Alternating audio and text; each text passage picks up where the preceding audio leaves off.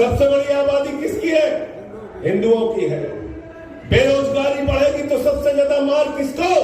हिंदुओं को। इस देश में सबसे बड़ी आबादी किसकी है? हिंदुओं की है। महंगाई बढ़ेगी तो सबसे ज्यादा मार किसको? हिंदुओं को। इस देश में सबसे बड़ी आबादी किसकी है? हिंदुओं की है। अगर बच्चे स्कूल में पढ़ने नहीं जाएंगे, सरकारी स्कूल बंद होंगे, तो सबसे ज्यादा नुकसान किसका है? हिंदुओं का है। अगर इस देश के अंदर सबसे ज्यादा आबादी है तो हिंदुओं की है। अगर सरकारी अस्पताल बंद होंगे, अगर झांसी में हमारे बच्चे मरेंगे, तो सबसे ज्यादा नुकसान हिंदुओं का है।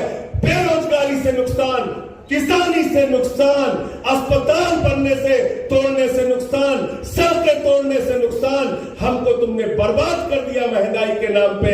इसलिए इस देश का, हिंदुओं का अगर सबसे ज्यादा नुकसान कोई कर रहा है तो भारतीय जनता पार्टी कर रही है, याद रखिएगा। और फिर भी आपको हिंदू मुसलमान करके लड़ाए रहते हैं। अभी ये कह रहे थे ना कि साहब 200 लाख करोड़ रुपए का कर्जा हो गया। आपने आज का अखबार पढ़ा? आप लोगों ने अगर आज का अखबार आपने पढ़ा होता तो आपका सिर शर्म से झुक जाता। भारत के रुपए की कीमत अफगानिस्तान के करेंसी से भी कम हो गई।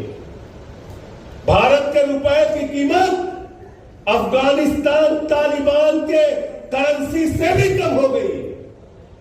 क्या ये मोदी जी का मास्टर स्ट्रोक है? अंधभक्तों से पूछोगे, गोदी मीडिया वालों से कहोगे तो कहेंगे ये मोदी जी का मास्टर स्ट्रोक है।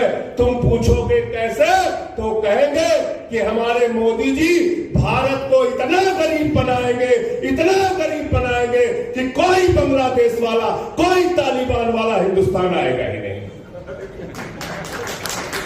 मास्टर स्ट्रोक है, मास्टर स्ट्रोक है मोदी जी का। इतना गरीब बना दो इसको कि यहां पे तालिबानी बांग्लादेशी नहीं आएगा। इसलिए हम भारत के नोट को तालिबान से भी नीचे गिरा दे रहे हैं। शर्म आती है। कहां ले जाके पहुंचा दिया आपने इस देश को, इस देश की राजनीति को। चुनाव आया तो ये नहीं बताते कितना सरकारी स्कूल बनाया, ये नहीं बताते कि कितने सरकारी अस्पताल बनाए, ये नहीं बताते कि नागपुर की तरक्की के लिए क्या किया, ये नहीं बताते कि आपके नौजवान बेटे बेटियों को कितना रोजगार दिया, ये नहीं बताते कि किसानों का कितना कर्ज माफ किया, उनकी जिंदगी में कितना बदलाव लाने का प्रयास किया।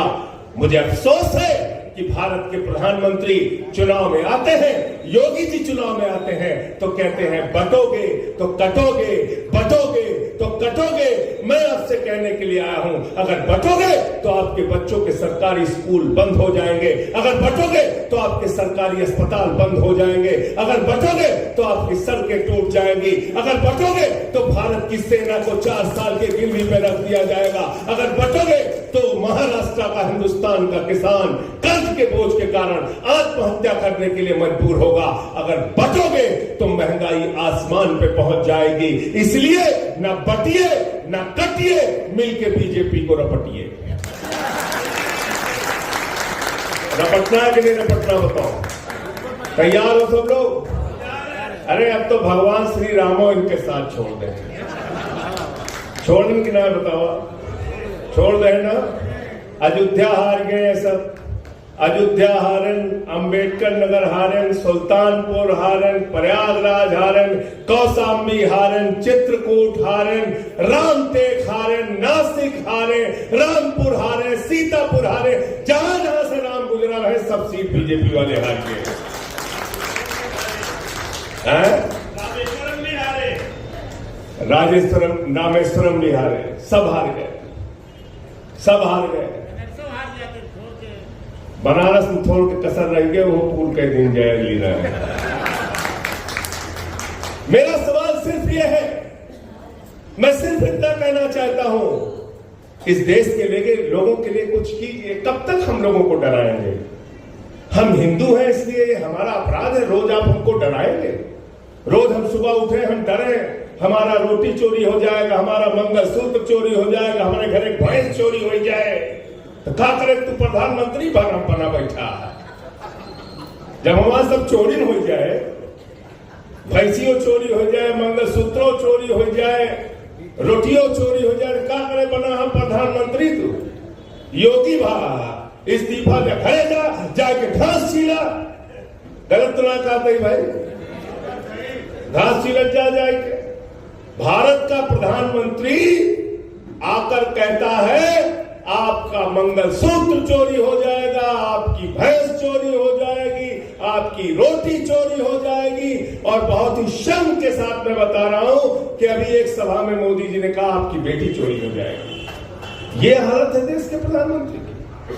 10 साल से आप भारत के प्रधानमंत्री हैं, 22 राज्यों में आपकी सरकार, रक्षा मंत्री आपका, गृह मंत्री आपका, और हमारी बेटियां सुरक्षित नहीं, बेटियां चोरी हो जाएंगी। तो मैं कहना चाहता हूं प्रधानमंत्री जी, अगर आपके रहते हुए हमारी बेटियां सुरक्षित नहीं है तो आप इस्तीफा दे दीजिए, आपको प्रधानमंत्री के पद पर रहने का अधिकार